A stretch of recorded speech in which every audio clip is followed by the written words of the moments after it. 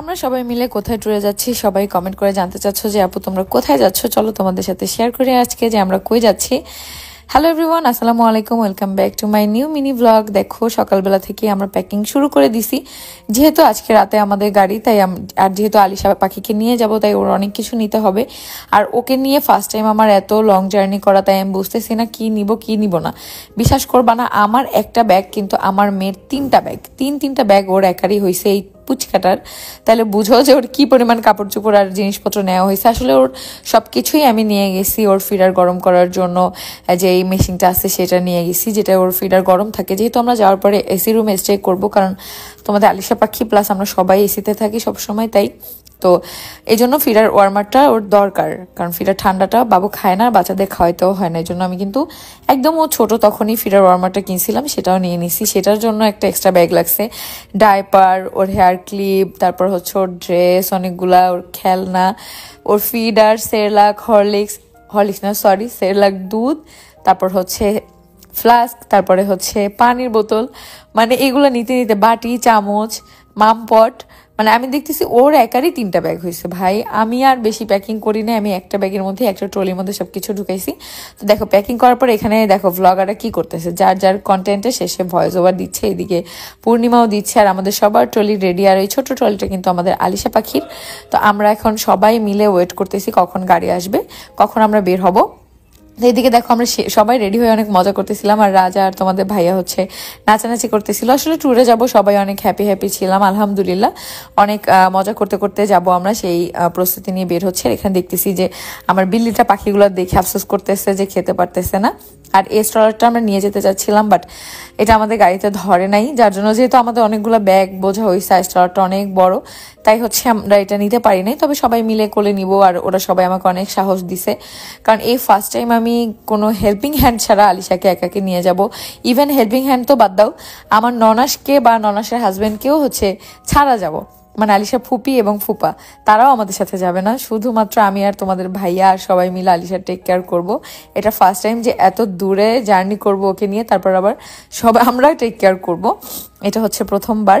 তো তাও অনেক আশা নিয়ে সাহস নিয়ে যাচ্ছি, আমি অনেক বেশি এক্সাইটেড। তোমাদের ভাইয়া ফার্স্ট একটু বলছিল যে ও ছোট, ওর কষ্ট হবে, পরে আমি যখন বলছি না আমি আলিশাকে নিব প্লিজ, তার বলছে আচ্ছা ঠিক আছে তুমি যা বলবা তাই। পরে আমরা কিন্তু আলিশাকে নিয়েই যাচ্ছি, কারণ আমার একদমই মন চাচ্ছিল না যে এত দূরে আমি ওকে রেখে যাব, আমি কিভাবে থাকবো, কারণ ও এখন আমাকে চিনে, আমাকে বুঝে, মা বাবা বুঝে, মামা মামি সবাইকেই ও বুঝে। তো আমরা কিন্তু এই বাসা থেকে সবাই রওনা দিয়ে দিছি, আর সামি মুন্তাহাকে বলছি যে যাতে ওরা রেডিও কলোনি থাকে, ওখান থেকে হচ্ছে ওদের আমরা পিক করব, যেহেতু আমার আম্মুর বাসা হচ্ছে সোসাইটিতে, তাই বলে দিছি যে রেডিও কলোনিতে থাকতে, যে ওখান থেকে আমরা তোমাদের পিক করে নিয়ে যাবো, যেহেতু আমরা ওই দিক দিয়েই যাব। তো আমরা গাড়িতে উঠে এখানে গান ছাড়া হয়, আর আলিশা এত বেশি এনজয় করছে মাশাল্লাহ, ও পুরো নাচতে গেছে পুরো রাস্তা। আমার যতটা ইয়া ছিল যে ও কান্না করবে বা একটু বিরক্ত হবে, ওর কষ্ট হবে, কিন্তু এত লং জার্নি বিশ্বাস করবা না, সাভার থেকে কক্সবাজার এত দূর, আমরা রাত 10টায় রওনা দিছি, পরের দিন সকাল হচ্ছে 11টায় না 12টায় আমরা হচ্ছে পৌঁছেছি। এতক্ষণের মধ্যে আলিশা একদমই কান্না করে নাই, ঘুমানোর আগে একটু কান্না করছিল, যেটা একদমই নর্মাল, তারপরে সারা রাস্তা এনজয় করছে অনেক বেশি মাশাল্লাহ। আর এই যে দেখো হচ্ছে তোমাদের মুন্তাহা আপু আর সামি চলে আসছে, তো আমরা সবাই মিলে যাব ট্যুরে। আর আম্মু বলতেছিল ফার্স্টে যে এতদিন পরে বাসায় আসছে এখন আবার ট্যুরে যাবে, পরে বলছে থাক ঘুরতে গেলে ওদের নিয়ে যাবে, এছাড়া বাসায় থাকবে, মানে আম্মুর বাসায় থাকবে। আমি বলছি হ্যাঁ এবার ট্যুর থেকে আসার পরে একদম 1 মাসেও আমাদের বাসায় আসবে না, 1 মাসেও ঘুরতেও আসবে না, তোমার কাছেই থাকবে, মানে অনেকদিন পর গেছে তো এই জন্য। আবার হচ্ছে ওরা যদি বের হয়ে যায় আম্মু অনেক বেশি কষ্ট পায়, যেটা খুবই স্বাভাবিক। তো এরপর দেখো আমরা এখানে হচ্ছে কিসের জন্য যেন দাঁড়াইছিল, ও খাবার দাবার টুকটাক কেনার জন্য, সবার জন্য তো তেহারি এগুলো সব কিনে নিল, যে যা খাবে আর কি, সেরকমই সব কিছু কিনে নেওয়া হলো। তারপরে আমরা আলিশার জন্য কিছু খাবার দাবার কিনলাম, যদি আমি আলিশাকে বাইরের খাবার খাওয়াই না, বাট ও কেকটা খুব বেশি পছন্দ করে, তাই ওর জন্য হচ্ছে কেকটা কিনে নিচ্ছিল।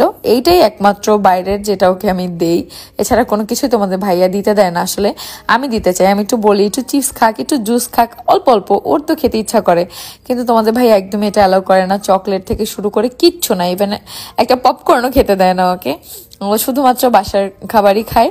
তো এই যে দেখো আমরা আস্তে আস্তে কিন্তু সকাল হয়ে গেছে, মানে এত লং জার্নি ভাই, অনেকটা টায়ার্ড ছিলাম আমরা সবাই, মনে হয়েছে কয়েক বছর হয়ে গেছে আমরা হচ্ছে গাড়িতে উঠছি আর দিন যাচ্ছে না। এই যে দেখো টানেলের ভিতর ঢুকে গেছিল, আর টানেলটা অনেক সুন্দর, বাট আমার অনেক বেশি সাফোকেটিং হয় যেহেতু এটা পানির নিচে।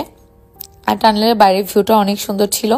আমরা পুরো ভিউ এনজয় করতে করতে গেছি এরপরে। আর এখানে একটা ঘোড়ার গাড়ি পাই, এই ঘোড়ার গাড়িগুলো দেখলে আমার একদমই শান্তি লাগে না, আমার অনেক বেশি কষ্ট লাগে যে এত বড় একটা গাড়ি কিভাবে এই দুইটা ঘোড়া হচ্ছে টেনে নিয়ে যায়, ওদের কি কষ্ট হয় না, বা ওদের মানে কি একটা চাপ যায় জীবনের উপরে দিয়ে, এটাই আমি শুধু ভাবতে থাকি। আমার যদি ক্ষমতা থাকতো আমি বাংলাদেশ থেকে কেন বিশ্ব থেকে ঘোড়ার গাড়িটা হচ্ছে ব্যান করে দিতাম।